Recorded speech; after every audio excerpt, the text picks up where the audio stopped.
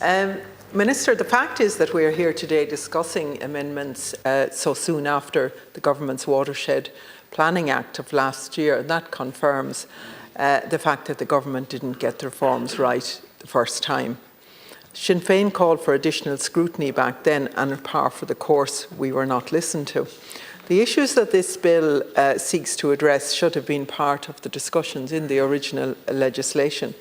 Again, we are asking you to accept Sinn Féin's amendments to this to strengthen the legislation. I note that these technical changes will enable local authorities to retain a number of functions until such time as the relevant sections of the 2024 Act is commenced. It's important, Minister, that local authorities remain central to planning. They know the needs of the individual areas, not least the growing numbers on the housing waiting lists in each of the municipal areas. It's only fitting that they retain oversight relevant to the development plans, the regional, spatial and economic development plans and the local area plans. In my own constituency of Mayo, I see firsthand the pressure that council staff are under to cope with the housing emergency, as they're trying their best to provide housing and accommodation against an ever-abating stream of people in dire housing need. And one thing I would ask you, Minister, to do is that the reserved residential zoned land be opened up in the areas where the council identify the housing need. And I'll tell you why I'm asking that. It's because I know local builders who want to build, who are ready to build. There's one in particular I approached the council with last January.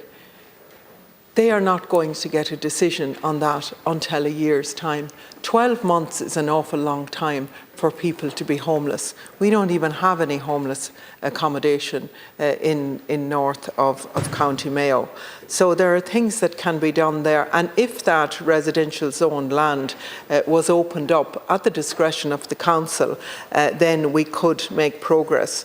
But I also want to raise with you the issue of finance and funding for home building. The set-up fees that are demanded by banks are absolutely ridiculous and without foundation. I mean, it's crazy the numbers that I'm hearing back from builders.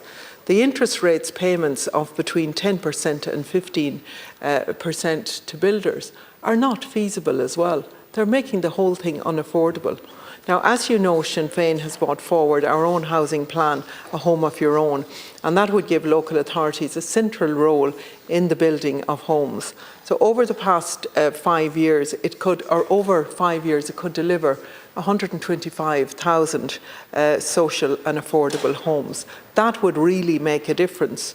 We would shift from the government's preference for large private developers to empowering local councils to lead housing delivery and enable local builders to build, and also making housing a constitutional right, which it needs to be.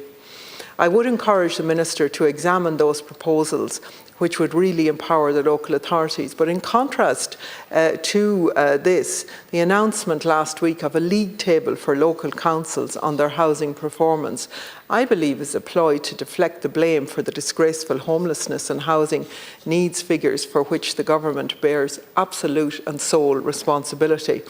The Minister must also reinstate the tenant in situ scheme. Minister, there are families in Mayo right now who are in absolute fear of being made homeless, and the solution, the short-term solution to that, would be to reintroduce the tenant in situ scheme.